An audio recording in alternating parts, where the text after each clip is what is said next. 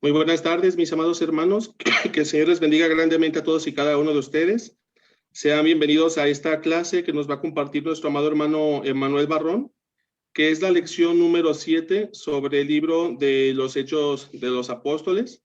Gracias a Dios llegamos a esta lección, muy edificantes cada una de ellas. Estoy seguro que todos los que han seguido esta serie pues han aprendido mucho, al igual que un servidor. Y bueno, antes de ceder la palabra a nuestro amado hermano Emanuel Barrón, vamos a dirigirnos a Dios en oración, mis amados hermanos. Vamos a orar. Señor Padre Todopoderoso, te damos gracias por un día más de vida, porque nos permites estar aquí en esta tarde para escuchar tu bendita palabra, para aprender de la Biblia. Te pedimos por cada uno de nosotros para que podamos estar atentos a esta clase y que todo lo que aprendamos lo pongamos por obra para ser no nada más oyentes, sino oyentes y hacedores de tu bendita palabra. Te damos gracias por la vida y la sabiduría que le has concedido a nuestro amado hermano Emanuel Barrón. Te damos gracias por el esfuerzo que él está haciendo para compartir estas clases, para prepararlas, Señor. Sabemos que tú darás su recompensa a nuestro amado hermano. Todo esto te lo pedimos en el nombre de tu Hijo Jesucristo. Amén. Adelante, mi Amén. amado hermano. Muchas gracias, hermano Fernando Mata. Y bueno, le damos gracias a Dios también por nuevamente darnos pues la vida, la salud para poder estar continuando con esta serie de lecciones del libro de los Hechos. Como ya lo mencionó nuestro hermano, hoy vamos a considerar la lección número 7 de este libro. Estamos en el capítulo 2. Ahorita vamos a ubicarnos ahí en el versículo. Pero no sin antes agradecerles a nuestros hermanos que nos han estado acompañando a través de estas lecciones que han estado llevando la secuencia. Han sido edificantes, ¿verdad? Porque es palabra de nuestro Dios. Y bueno, hoy continuamos con el estudio del libro de los Hechos de los Apóstoles. Y como pueden ver en pantalla, pues recuerden visitar las respectivas páginas, tanto en Facebook. Ahorita vamos a presentar la imagen ahí de las páginas de Facebook, como también en las páginas de YouTube. Aparezco un servidor como Manuel Barrón y de nuestro hermano Fernando Mata, la única iglesia verdadera. Ahí pueden ver pues las lecciones anteriores, la 1, la 2, la 3, la 4, la 5 y la 6. Y podrán ver obviamente pues la número 7. Ahí está las imágenes en cuanto a la página de Facebook, Iglesia de Cristo Aunque Son las Flores. Es el logo pues que está ahí a mano izquierda, viendo el celular de frente, y a la mano derecha esa imagen, Dios es amor, ¿verdad? Clases bíblicas gratuitas en León, Guanajuato, así que pues en cualquiera de las dos podrán ponerse por ahí al corriente de las lecciones anteriores, si es que hay algún hermano que pues se le ha pasado alguna. Dicho lo anterior, pues vamos a considerar ahí en el capítulo 2, amados hermanos, y nos ubicamos en el versículo 42. Ahí es el versículo que nos corresponde a la secuencia. Ya vimos, el último versículo que vimos fue el 41, donde dice que perseveraban. Bueno, aquí en el 42 dice que perseveraban en la doctrina de los apóstoles, en la comunión unos con otros, en el partimiento del pan y en las oraciones. Pero bueno, antes de continuar, hermanos, recuerden que de los versículos anteriores, si nosotros hacemos la pregunta a este versículo 42, ¿quiénes son los que perseveraban? Bueno, aquellos que habían sido bautizados, en el versículo 41, en el versículo 38, que son aquellos que recibieron la palabra de nuestro Dios cuando Pedro les dijo arrepentidos. En el 38 les dijo arrepiéntanse y bautícense en el nombre de Jesucristo para perdón de los pecados y recibiréis el don del Espíritu Santo. Estos que recibieron su palabra, el 41 nos dice que fueron bautizados y se añadieron aquel día como 3,000 personas. Ahora sí continuando, dice que ellos perseveraban en la doctrina de los apóstoles, en la comunión unos con otros, en el partimiento del pan y en las oraciones. Esto es lo que vamos a analizar a continuación. Ahí cuando leemos en la comunión, hermanos, unos con otros, debemos de entender que esta palabra comunión viene del griego koinonia, que quiere decir, hermanos, como podemos leerlo ahí en la diapositiva, participación. Se refiere, amados hermanos, a la participación mutua de estos nuevos cristianos, estos nuevos discípulos en los privilegios, hermanos, y en las actividades espirituales que aprendían de los apóstoles. Por eso leemos ahí que perseveraban en la doctrina de los apóstoles. Y ahora los vemos, amados hermanos, en la comunión. En este mismo versículo, hermanos, se nombra el partimiento del pan, las oraciones también como expresiones, hermanos, de la comunión. Ahora, si nosotros vamos también al versículo 44, en el versículo 44 se ve otra expresión de ellos, ¿sí? Estos nuevos cristianos, estos nuevos conversos, tenían comunión, hermanos, con Dios, como dice 1 Juan 1:7. Ahí está en su pantalla que dice 1 Juan 1:7, dice, pero si andamos en luz, como Él está en luz, tenemos, dice, comunión unos con otros, y la sangre de Jesucristo, su Hijo, nos limpia de todo pecado. En esto estaban teniendo comunión estos primeros conversos o cristianos. También tenían comunión con Cristo, amados hermanos. La siguiente diapositiva tenemos 1 Corintios 1:9, que dice, fiel es Dios, por el cual fuisteis llamados a la comunión con su Hijo, Jesucristo, nuestro Señor. Y también, hermanos, tenían comunión con el Espíritu Santo, como dice segunda a los Corintios, capítulo 13, versículo 14, dice, la gracia del Señor Jesucristo, el amor de Dios y la comunión del Espíritu Santo sean con todos vosotros. Amén. ¿Sí? Entonces habla de nuestra común salvación, de esta comunión, hermanos, esa es la que se refiere en el versículo que estamos nosotros ahí analizando. Ahora, también se menciona, amados hermanos, el partimiento del pan. En el mismo versículo 42 dice, en el partimiento del pan.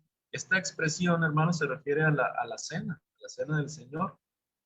Y también, hermanos, y también a la comida ordinaria, pero esto ya lo leemos en el versículo 46, acerca de la comida ordinaria. En el versículo 42 se está refiriendo a la cena, hermanos, a la cena del Señor. ¿Sí? ¿Por qué, hermanos? ¿Por qué nosotros afirmamos que se relaciona, es decir, por qué decimos y afirmamos que se refiere a la cena del Señor? Porque ciertamente muchos de otra iglesia, alguna denominación, al ellos, amados hermanos, argumentar que la Biblia, que la palabra de Dios no nos da un día específico en el cual conmemorar la muerte del Señor, comiendo del pan sin levadura y del fruto de la vid, y como varias denominaciones, iglesias los toman cuando a ellos pues les plazca, ¿verdad? Cada 15 días, una vez al mes, una vez al año tal vez. Pero ¿por qué nosotros afirmamos que en esta expresión se refiere a la cena del Señor? Bueno, la respuesta es muy sencilla, hermanos, porque se está relacionando con la doctrina de los apóstoles. O sea, la Escritura dice que permanecían en la doctrina de los apóstoles.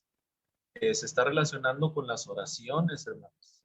Es decir, se está relacionando con los servicios religiosos de la iglesia, hermanos. ¿Sí? Con esos 5 actos de adoración que la iglesia hacemos cada primer día de la semana.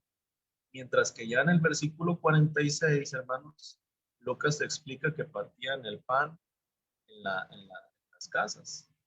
Ahora, en el versículo 42, aquí donde estamos, ciertamente no hay referencia a la frecuencia, hermanos, de participar de la cena del Señor, pero ya si nosotros leemos Hechos capítulo 20, Hechos capítulo 20, versículo 7, ahí nos damos perfectamente cuenta con mucha claridad que el primer día de la semana, dice, reunidos los discípulos, ¿para qué? Para partir el pan. Pablo, ¿verdad?, les enseñaba. Entonces Lucas dice en Hechos 42 que perseveraban en estas cosas, en el partimiento, ¿verdad?, del pan, es la cena del Señor, ¿sí? En cada primer día de la semana. No cada mes, hermanos, no cada 3 meses o cada año. Eso no es perseverar, amados hermanos, en esa doctrina de los apóstoles. Muy bien. También dice la escritura que permanecían en las oraciones, tenían comunión en las oraciones. Entonces, adicionalmente, otros textos del Nuevo Testamento, obviamente aquí también nos enseña que la iglesia canta, como Efesios 5:19, Colosenses 3:16, y también se colecta la ofrenda, primero a los Corintios 16, 1 y 2, y segunda a los Corintios 9, versículos 6 al 7. Y bueno, hermanos, qué lamentable que esta unidad que leemos aquí, los primeros cristianos, muchas veces no dura, ¿verdad?, a través de los años, ¿sí? Lamentablemente a veces la iglesia misma tiene divisiones a tal grado de hacer divisiones en cuanto a añadirle a cristiano otro nombre, ¿verdad? Yo estoy totalmente en contra de llamarme liberal o llamarme conservador, y exhorto a los hermanos que así lo hacen, pues que no lo hagan, ¿verdad? La escritura dice que somos cristianos y que decir soy cristiano conservador o cristiano liberal es como decir soy cristiano pentecostal, cristiano bautista o metodista o católico. Entonces, simplemente lo que tenemos que hacer pues es predicar la doctrina de Cristo, ¿verdad? Y dejar de llamar con esos pues nombres. Muy bien, ahora si pasamos al siguiente pasaje, que es el versículo 43 del libro de los Hechos, vamos a leerlo. Hechos 2:43.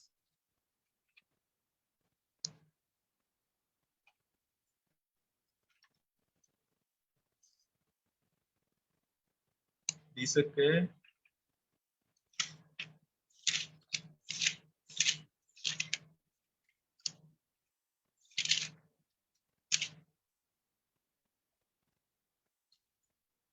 y sobrevino temor a toda persona, y muchas maravillas y señales eran hechas por los apóstoles. Esto es importante, por los apóstoles.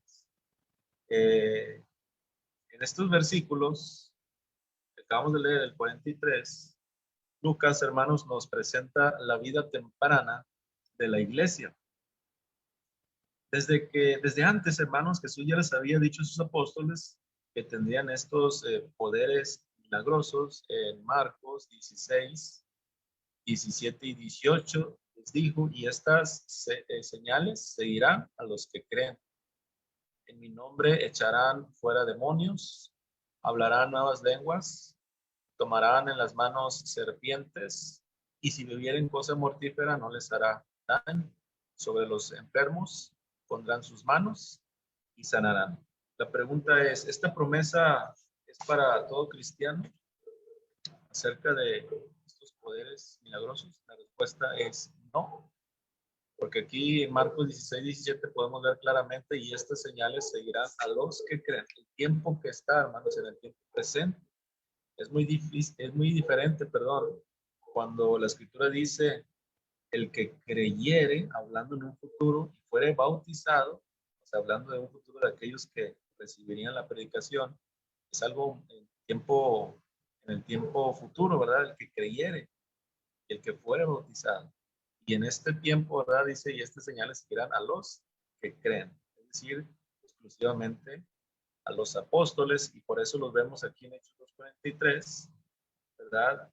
Que ellos hacían estos milagros. Aquí en Hechos 2:43 se empieza a cumplir esta promesa que estamos leyendo en Marcos 16, 17 y 18.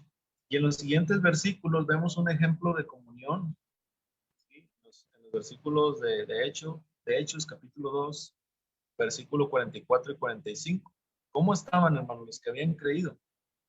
Dice, todos los que habían creído estaban juntos y tenían en común todas las cosas y vendían sus propiedades y sus bienes y lo repartían a todos según la necesidad de cada uno. Hermanos, nunca antes, repito, hermanos, nunca antes el mundo había visto algo semejante. Muchos de los que ahora formaban la iglesia aquí en estos pasajes, hermanos, muchos de ellos ni siquiera se conocían entre sí, amados hermanos, ¿sí? Algunos provenían de diferentes lugares. Acuérdense que eran judíos piadosos de todas las naciones bajo el cielo, de diferentes culturas, hermanos, y sin embargo ellos, a pesar de todo esto que estamos mencionando, dice la escritura que comenzaron inmediatamente a preocuparse los unos por los otros, y los que recibían, hermanos, más atención eran los más débiles, perdón, es decir, los más necesitados. En este tiempo, hermanos, en este tiempo los judíos, pues se habían olvidado de los necesitados, aunque la ley, pues les decía que se preocuparan por ellos.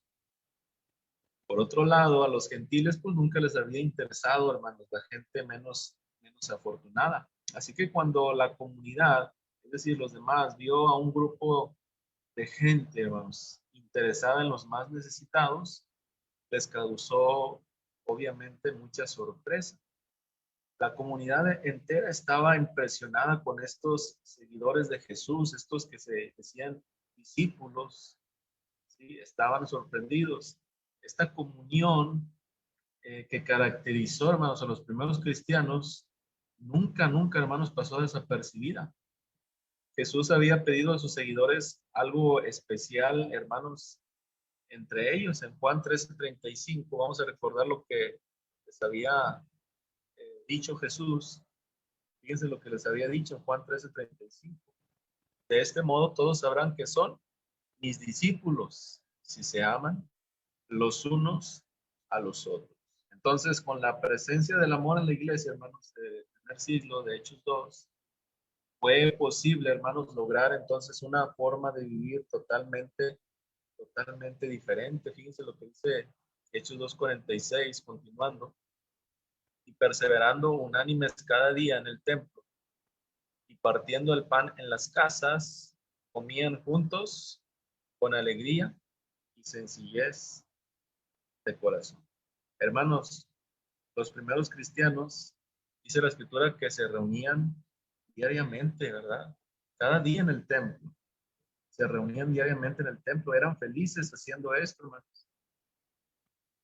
Qué pena que a veces hay cristianos que es sábado, ¿verdad? Y dicen, mañana es domingo, con una pesadez, ¿verdad? En sus corazones. Qué tristeza cuando los primeros cristianos alegremente se reunían todos los días.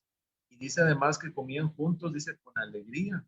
Habían sido sacados, hermanos, rescatados del mismo fuego del infierno, de las garras de Satanás, por la gracia, hermanos, de Dios, por la obediencia a su palabra. Así que ahora el gozo inundaba, hermanos, cada uno de sus corazones. Y bueno, pues era natural, hermanos, sentirse atraídos hacia otros, llenos también de ese mismo gozo. Era entonces una forma de vida, amados hermanos, que llamaba la atención de toda la gente inconversa, ¿verdad? Esto es algo muy importante.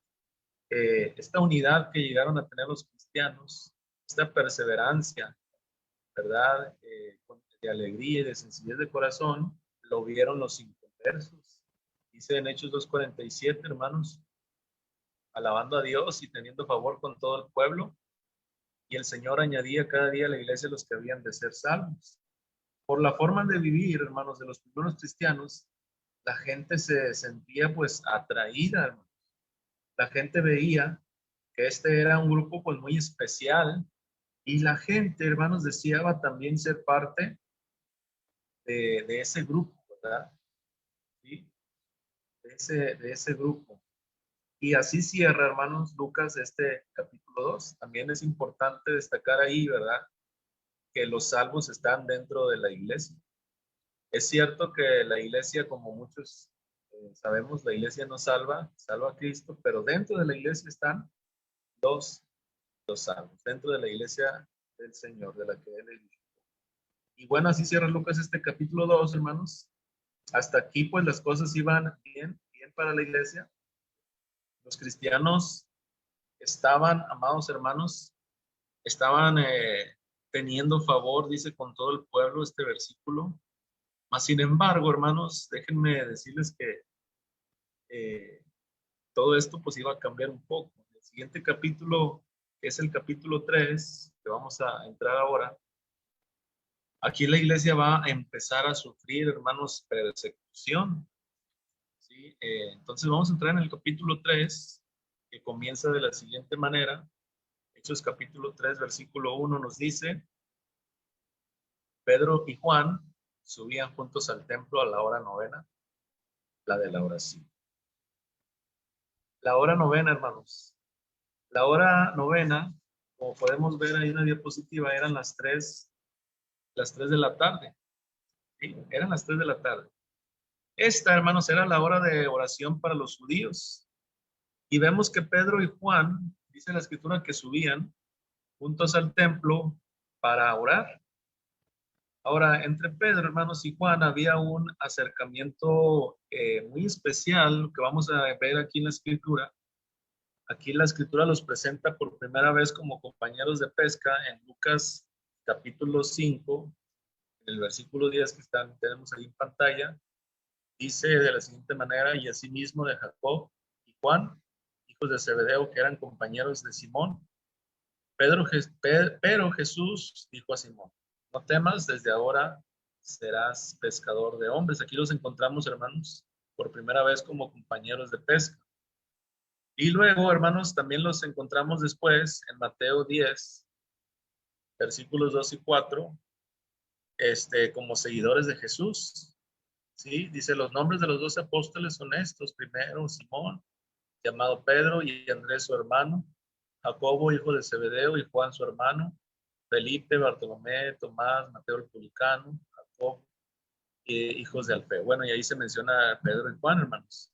Y luego finalmente, como parte del círculo íntimo de los seguidores de Jesús, en Mateo 17:1 dice: 6 días después, Jesús tomó a Pedro, a Jacobo, y ahí estaba también Juan, su hermano, y los llevó aparte a un monte. Entonces vamos viendo la evolución de ellos, hermanos, primero como pescadores y luego como seguidores, y luego son contados, ¿verdad?, con los apóstoles, y ahora como el círculo íntimo de los seguidores de Jesús en Mateo 17, versículo 1.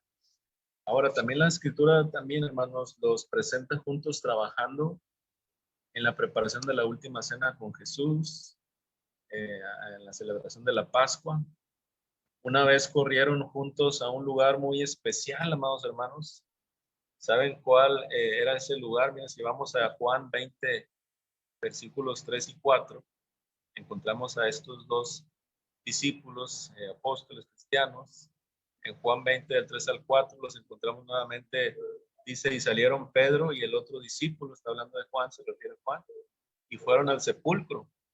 Ahora pongamos atención, dice: corrían los dos juntos, pero el otro discípulo, es decir, Juan, corrió más aprisa que Pedro y llegó primero al sepulcro. Voy a mencionar un pequeño chiste, espero que no sea de desagrado ni falta de respeto, pero una vez me dijeron en base a este versículo un pequeño chiste, que por qué, ustedes saben por qué, hermanos, Juan llegó primero al sepulcro, primero que Pedro.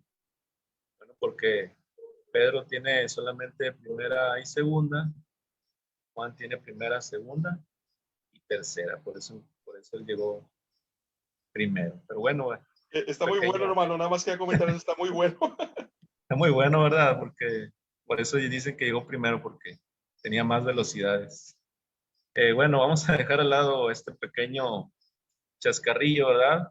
Pero ahí los encontramos, hermanos, en un lugar muy especial, a estos dos, nuevamente, a Pedro y a Juan.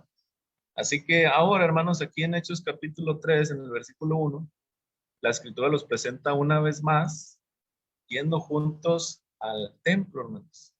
Ahora, aunque el versículo no dice específicamente que iban a orar, lo más probable pues es que fueran a eso, solamente nos dice que a la hora de la oración.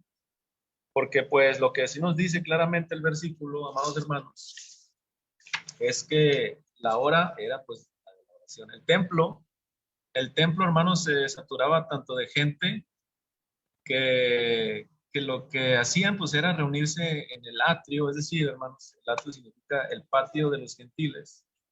Pero aunque el templo abarcaba unos 5.500 metros cuadrados, un 75 por 75, el área más grande, hermanos, era el atrio de los gentiles, el patio de los gentiles, que estaba prácticamente pues afuera del templo. Solo hasta allí se le podían acercar o se podían acercar los gentiles. El lugar estaba, hermanos, a 30 metros del templo. Ese era el lugar donde se reunía la gente que pues quería oír acerca de Dios. Y es probable, hermanos, que además de ir a orar, Pedro y Juan planearan ir al templo a esa hora, pues para precisamente hablar de Jesús, porque sabían que habría mucha gente, tanto en el templo como en los alrededores. Y al dirigirse Pedro, hermanos, y Juan al templo, aquí alguien más, hermanos, ya estaba allí. Alguien más, hermanos, ya estaba allí. Alguien que, hermanos, pasaba cada minuto, cada hora, hermanos, cada día en el templo, pero no precisamente pues para adorar, sino para, hermanos, sobrevivir. Si nosotros vamos al siguiente versículo en Hechos 3:2, dice que era traído un hombre cojo de nacimiento, a quien ponía, dice, cada día a la puerta del templo que se llamaba La Hermosa, para que pidiese limosna de los que entraban, de los que entraban, perdón, en el templo. Hermanos, este, en esos días existían 3 lugares principales para mendigar. Cerca de las puertas de los ricos, ustedes recordarán a Lázaro, ese era el primer lugar. También en las principales vías públicas, como lo hizo Bartimeo, el hombre en Marcos 16:46. Y número 3, hermanos, cerca de los lugares de adoración, como lo estamos viendo con este hombre. Hermanos, el dar limosna era considerado pues una obra meritoria, por decirlo así, en la religión judía. Así que los que iban o venían, hermanos, de adorar, pues supuestamente debían estar más dispuestos a dar los bolsillos, a dar. Pensando en esto, hermanos, pues algunos mendigos entonces preferían los lugares cercanos a los templos de adoración, en este caso.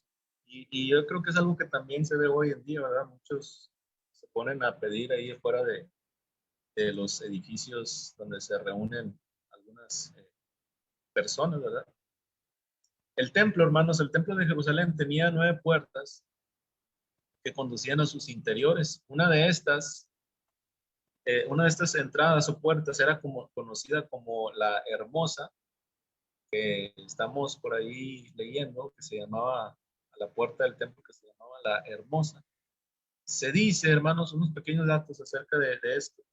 Se dice que estaba hecha de bronce traído desde Corinto, hermanos. Se dice también que su hechura, hermanos, era tan exquisita que superaba fácilmente, hablando del valor, hermanos, superaba fácilmente en valor a puertas que habían sido bañadas en plata y adornadas con oro. Esta era la puerta donde, hermanos, había sido colocado este hombre, cojo de nacimiento. Si leemos nuevamente el versículo 2, y era traído un hombre cojo de nacimiento, quien ponía en cada día la puerta del templo que se llamaba la Hermosa para que pidiese limosna de los que entraban en el templo. Ahora, cuando este hombre, nació, hermanos, cuando este hombre nació, sus pies, sus tobillos, pues no se habían desarrollado plenamente por algún motivo. Él no podía ponerse en pie, de ahí que leemos que lo traían, mucho menos podía caminar. La medicina, pues, que tenemos hoy, los avances, hermanos, en la ciencia, no existían en este momento, en este tiempo.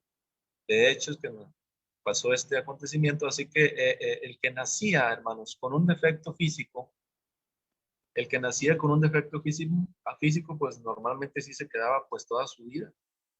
Este hombre había nacido cojo, hermanos, y si no podía caminar, pues tampoco podía trabajar. Tratemos de visualizar a este hombre, amados hermanos.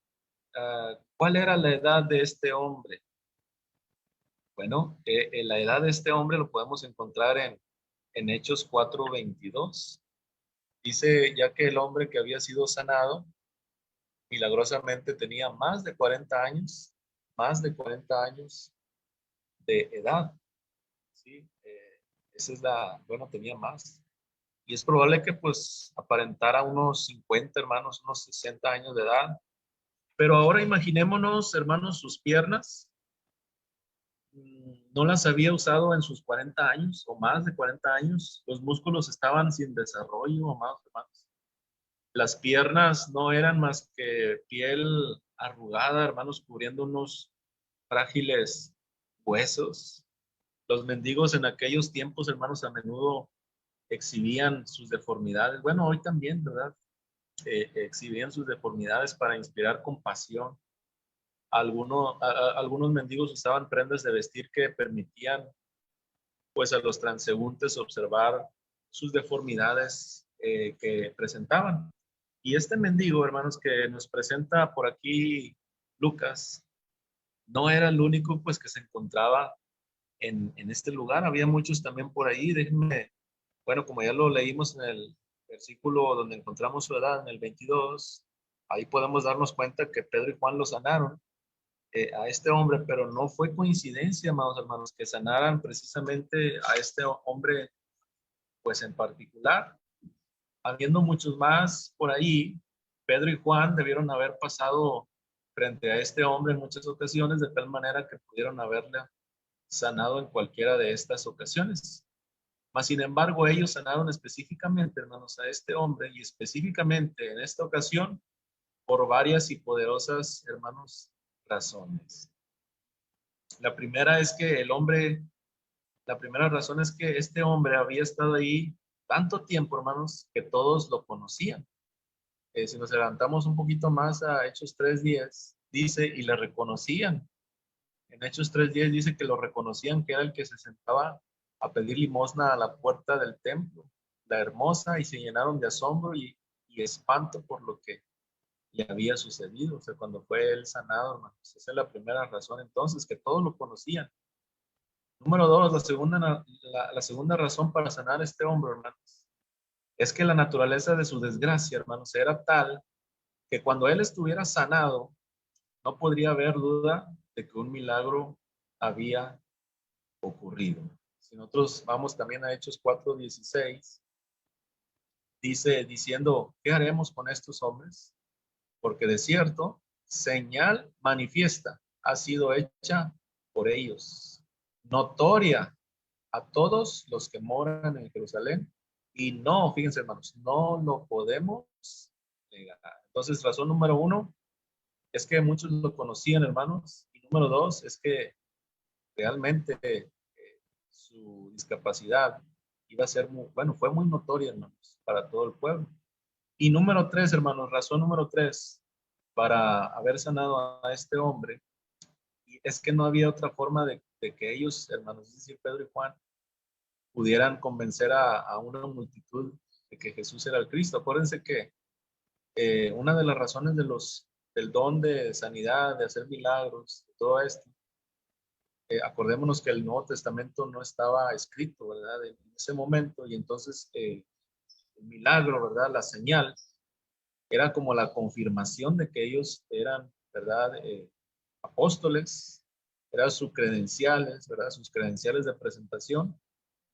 Y por eso en el libro de los Hechos vemos que, y lo vamos a ver en este caso, que cuando los apóstoles predicaban a Jesucristo, confirmaban, ¿verdad? Su apostolado con una señal, con un milagro. Y por eso, hermanos, vemos que cada vez que pasaba esto, mucha gente, después de ver esa señal, hermanos, mucha gente creía, ¿verdad?, en Jesucristo y eran bautizados. Pero no teníamos que poner en contexto que el Nuevo Testamento no estaba escrito, es decir, ellos no podían, mira, aquí en los evangelios dice esto y esto. Sin embargo, hoy en nuestros días tenemos el Nuevo Testamento, ¿verdad? Y ya no necesitamos, dice el apóstol Pablo, que ahora andamos por fe y no por vista, ¿sí? Entonces, estas son las tres razones por las cuales Pedro y Juan decidieron sanar a este hombre, ¿sí? El día, hermanos, volviendo con la vida de este hombre, ese día sin duda había comenzado como muchos otros para este mendigo. Hermanos, no es difícil imaginarnos el día que este hombre pudo haber tenido. Podemos, hermanos, nosotros imaginar cómo se había levantado temprano, ¿verdad? Y luego tal vez batallado para vestirse como de costumbre. Después tomar tal vez un pedazo de pan y una bolsa vacía para las limosnas. Luego solamente esperar a que vinieran por él, ¿verdad? Para llevarlo a la puerta del templo. La escritura, la escritura no dice quién, hermanos, o quiénes transportaban a esta persona, a este hombre, pero dice que lo hacían todos los días. Quizás eran amigos o algún individuo, hermanos, cuyo trabajo consistía precisamente en transportar a mendigos a los lugares donde pues estos pedían limosna. Pero si este era el caso, pues al final de cada día, hermanos, pues el individuo que los transportaba, pues tenía que recibir un porcentaje todavía de la colecta de los mendigos. Normalmente los mendigos no tenían ahorros, hermanos, y tenían que sobrevivir, pues ahora sí que al día, sobrevivir con lo que recibían solamente ese día de las limosnas. En fin, hermanos, para este hombre este día pues era solamente uno de muchos otros días, sin mayor esperanza, ¿verdad? Que la que cada día tenía. Sin embargo, amados hermanos, no se imaginaba ni por un momento que este día, hermanos, iba a ser totalmente diferente a los demás, ya que muy pronto, hermanos, iba a ser parte de los planes y propósitos de nuestro Señor y Salvador Jesucristo. ¿Sí? Entonces, había llegado la hora de la oración, hermanos, las 3 de la tarde, para los judíos la hora novena. El mendigo estaba donde siempre, hermanos. Ahora, si los que pasaban cerca de él no eran generosos, podría significar para este hombre una noche larga y hambrienta sin poder dormir, pero de pronto, hermanos, este hombre vio dos personas que se aproximaban. Se trataba de, hermanos, nada más y nada menos que de Pedro y de Juan, que estaban a punto de entrar en el templo. Y cuando el hombre, hermanos, los vio, rogaba que le dieran limosna. Dice el versículo 3, cuando vio a Pedro y a Juan que iban a entrar en el templo, les rogaba que le diesen limosna. Ahora, hermanos, enseguida algo extraño sucedió, ¿verdad? Para este hombre, dice el versículo 4, y Pedro con Juan, fijando los ojos en él, dijo, míranos. Hermanos, la vida se había vuelto muy monótona para este hombre, podemos nosotros deducirlo de tal manera que ya ni siquiera pues miraba a las personas a los ojos. Y pues obviamente las personas probablemente ya tampoco lo miraban a él, ¿verdad? Si acaso pues extendían su mano para darle alguna moneda por ahí y luego se apresuraban pues a continuar.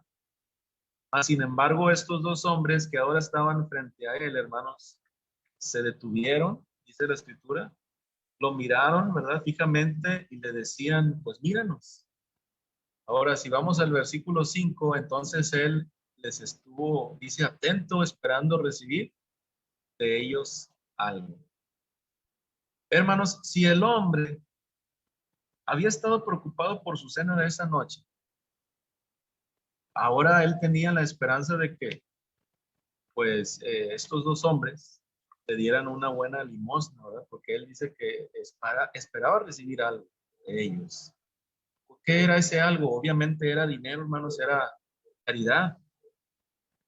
Esa buena caridad, tal vez él pensaba que le permitía cenar bien unas horas después, ya en la noche, ¿verdad? Pero vamos a ver qué sucede enseguida, hermanos. En el versículo 6, ¿qué le dijo Pedro, hermanos? Mas Pedro dijo, no tengo plata ni oro, pero lo que tengo te doy. En el nombre de Jesucristo de Nazaret, levántate, levántate y anda. Hermanos, es muy probable que este mendigo se haya desilusionado de ellos por un momento, porque al principio parecía que le iban a dar una buena limosna, pero ahora le estaban diciendo pues que eran tan pobres como él. Le dijeron, no tengo plata, ¿verdad? No tengo oro tampoco. Y eso era precisamente pues lo que este hombre estaba esperando. Él estaba esperando dinero, hermanos. No pensaba él en ningún momento, estaba pensando en sanidad. Tal parece que él pues ya se había resignado, acostumbrado a vivir así toda su vida. En ninguna parte de este pasaje encontramos que este hombre antes de este encuentro tuviera fe, ¿verdad? En Jesús tampoco encontramos evidencia de que tuviera fe para ser sanado. Pedro más adelante nos dice que este hombre fue sanado por la fe en el nombre de Jesús, en Hechos 3:16, pero se refiere a la fe que los apóstoles tenían en Jesús para hacer milagros. No se refiere a la fe que este hombre pudiera haber tenido, porque al parecer pues no la tenía. En una ocasión Pablo sanó a un hombre bajo circunstancias, hermanos, muy similares. Y el versículo dice que él fue sanado, el que fue sanado, perdón, tenía fe, ahí en Hechos 14 del 9 al 10, pero si nosotros analizamos aquí el capítulo 3, no dice que este hombre, hermanos, tuviera fe, y hacemos énfasis en esto, porque hoy día existe gente que dice tener este don, ¿verdad?, de sanidad, y cuando según ellos no pueden sanar a alguien, ¿cuál es el pretexto, hermanos? ¿Cuál es el escudo? Ellos culpan al enfermo y diciendo que no tiene suficiente fe, dicen ellos. Y de hecho, cuando un hombre está, hermanos, tan desesperado, buscando sanidad milagrosa, pues a menudo una de las cosas que tiene es fe, ¿verdad?, en ser sanado. Pero tal parece que es más importante la fe, hermanos, de aquel que realiza el milagro, hablando aquí en el Nuevo Testamento, que la fe por parte del que está enfermo, hermanos. Recordemos lo que les dijo en Marcos 16, 17 y 18. Y estas señales seguirán a quienes, a los que creen. Mas, sin embargo, la fe, hermanos, de parte de aquel que necesitaba el milagro, tal parece que no era necesaria, como lo estamos viendo aquí con este mendigo, de tal manera que en las escrituras, algunas veces la fe de parte de aquel que recibe el milagro es mencionada, pero otras veces no es mencionada. Así que algunas veces las escrituras nos dice con toda claridad que no había fe presente en aquel que recibía el milagro.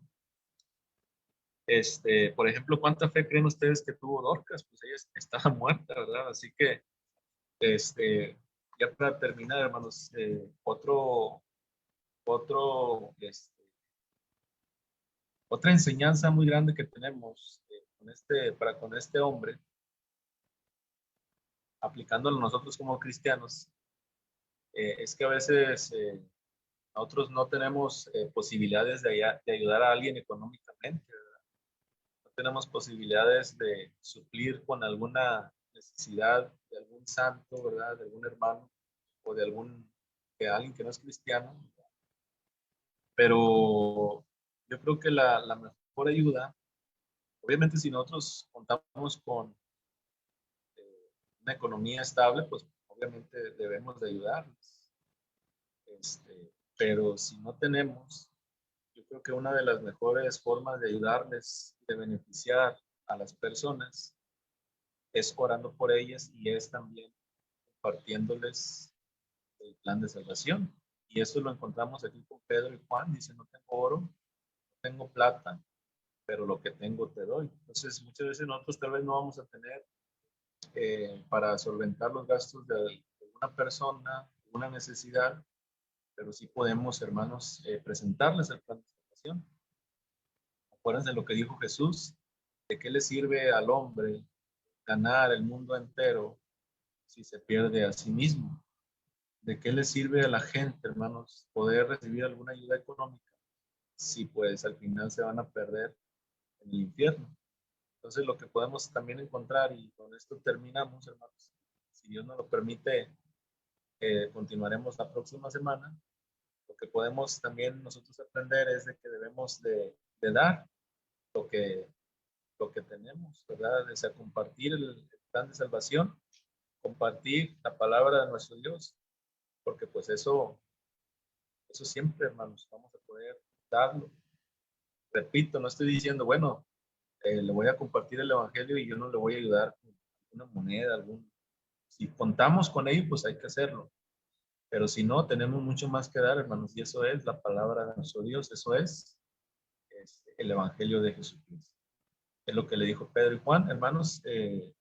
Hasta aquí nos detenemos por hoy, y si Dios nos lo permite, continuamos la próxima semana.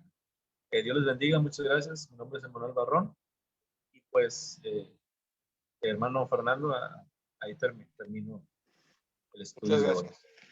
Muchas gracias, mi amado hermano, por este estudio tan edificante para todos. Muchas gracias. Vamos a dirigirnos a Dios en oración para cerrar esta reunión. Vamos a orar. Te damos gracias, Señor Padre Todopoderoso, por habernos permitido estar en esta noche estudiando tu bendita palabra. Te pedimos que sea de edificación todo esto para los que lo escuchen, cristianos y no cristianos, para que todos vengan a la obediencia de tu palabra. Sigue cuidando y protegiendo a nuestro hermano Emanuel Barrón, proviéndole en sus necesidades para él y para su familia. Sabemos que eres un Dios poderoso y misericordioso, que nunca nos deja solos, Señor. Todo esto te lo pedimos y agradecemos en el bendito nombre de tu Hijo Jesucristo. Amén. Que el Señor le bendiga, mi amado hermano. Muchas gracias. Excelente lección. Y gracias a todos mis amados hermanos. Que Dios los bendiga. Buenas noches. Hasta luego, hermanos.